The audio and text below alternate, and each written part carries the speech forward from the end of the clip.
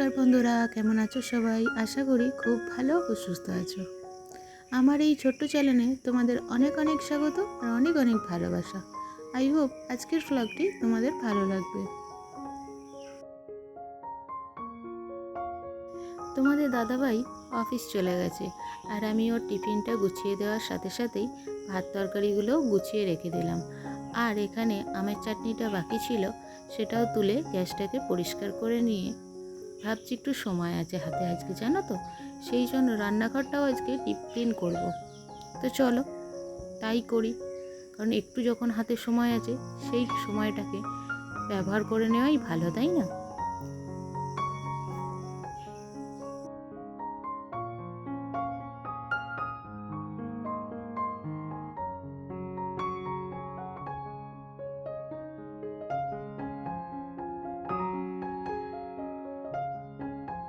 যদিও আমার রান্নাঘরটা অনেকটা ছোট, তবু আমি মনে করি আমি যেখানে রান্না করি বা দিনের অর্ধেক সময়টা যেখানে আমি কাটাই, সেখানটা যদি একটু সাজিয়ে রাখি তাহলে দেখতে অনেকটা ভালো লাগে আর কি, তাই না?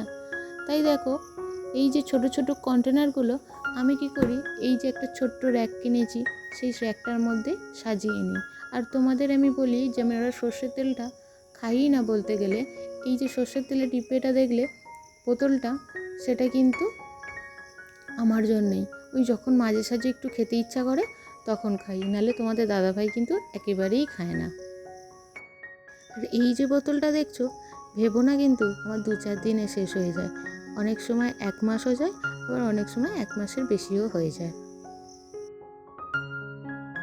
আর আমি এই রান্নাঘরের কোণেতে এরকম একটা কাপ নিয়ে তার মধ্যে ছুরি, লাইটার, এগুলো সমস্ত কিছু একটু গুছিয়ে এদিকটা করে রেখে দিই।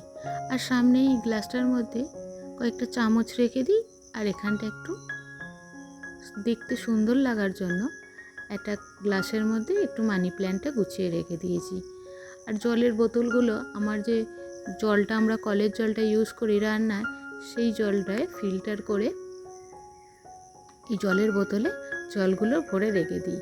আর এই যে বোতলটা পরিষ্কার করছি, এটা খাবার জল, তোমরা তো সবাই জানো। এই বোতলটা থেকে খাই, আর পাশের ফিল্টারটা থেকে আমি রান্নার জলের জন্য ফিল্টারটা ব্যবহার করি।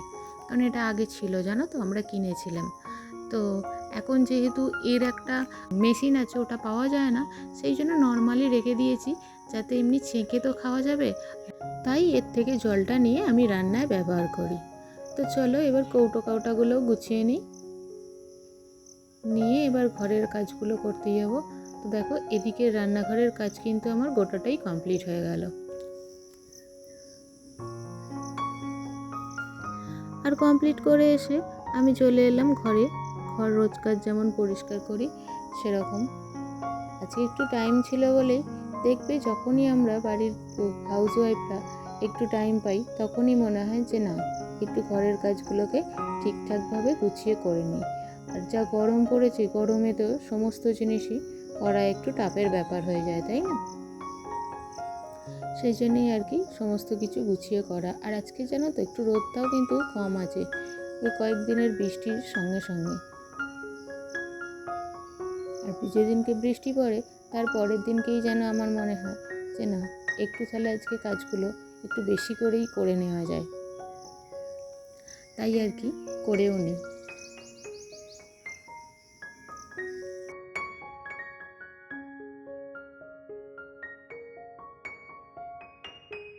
আগে গ্রীষ্মকালে জানো তো একদম থাকতে পারতাম না। কারণ কি না, আমার গা হাত পা না খুব জ্বালা করতো গ্রীষ্মকালে, কোনো কাজ করতে পারতাম না। ঘামতাম তো প্রচুরই, কিন্তু তার উপরে গা হাত পা প্রচুর জ্বালাও করতো।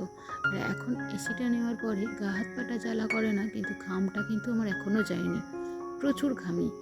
সেই জন্য না, কোনো কাজ করতে গেলে, একটা কাজ করতে গেলে আমাকে 3 থেকে 4টে নাইটি হয়তো ফেলতে হয় অনেক সময়, প্রচুর গরমে। আর এখন যেহেতু ঘরটা আমার অনেকটা ঠান্ডা থাকে, সেই জন্য এই কাজগুলো করতেও অনেকটা সুবিধা হয়। আর আমি তোমাদের আগেই বলেছি যে সকালের দিকে আমার যদি খুব গরম থাকে বাইরেটা, তাহলে আমি কিন্তু জানলাগুলো খুলিও না। আমি এইভাবেই ঘরের কাজগুলো আস্তে আস্তে ঠিকঠাক করে নিই। আর বৃষ্টি পড়লে তখন আমি মাঝে মধ্যে একটু একটু জানলাগুলো খুলি। আর বিকেলের দিকে রোজই আমার জানলাগুলো খুলে রেখে দিই।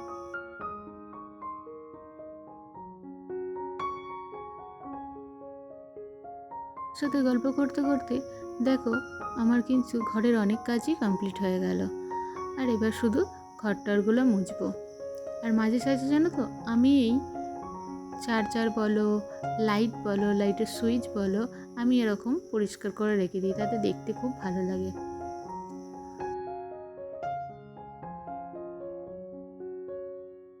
তোমরা যারা আমার রোজ ব্লগ দেখো তারা কিন্তু আমার আজকে লক্ষ্য করবে আমার ভয়েসটা কিন্তু অনেক চেঞ্জ হচ্ছে, বারে বারে ডিস্টার্ব করছে জানো তো। সেই জন্য আজকের আমার ভয়েস দিতে অনেক অসুবিধা হচ্ছে, একবার গলাটা আটকে যাচ্ছে, একবার জোরে হচ্ছে, আস্তে হচ্ছে, এরকম হচ্ছে, কিন্তু তোমরা প্লিজ মানিয়ে নিও। হ্যাঁ, আর এই এখন সন্ধে সন্ধে হওয়ার মুখেই আমি কি করলাম, তরকারিটা বসিয়ে দিয়ে জল টলগুলো তুলে নিচ্ছি, কারণ একটু আগেই বাসনগুলো ধুয়ে আমি জামা কাপড়টা ছাড়তে চলে গিয়েছিলাম, কারণ জল চলে যাবে, সেই জন্য তাড়াতাড়ি এসে কলের বালতিটা বসিয়ে দিয়ে অন্যদিকে রান্নাটা বসিয়ে দিয়েছি। আর এখন আমি বাসনগুলোও গুছিয়ে নিচ্ছি, কারণ এক্ষুনি তোমাদের দাদাভাই চলে আসবে আর বেরোবো। আর জানোই তো ওরা খালি এসেই তাড়া দেয়, সেই জন্য একবার করে খুন্তি নাড়ছি আর একবার করে এদিকের কাজগুলোও করে নিচ্ছি। আমার বকবক আজকে এইটুকুনি। তোমরা সুস্থ থেকো, ভালো থেকো, আর একটা পরের ব্লগের জন্য অপেক্ষা করো। তো আজ আসি, টাটা।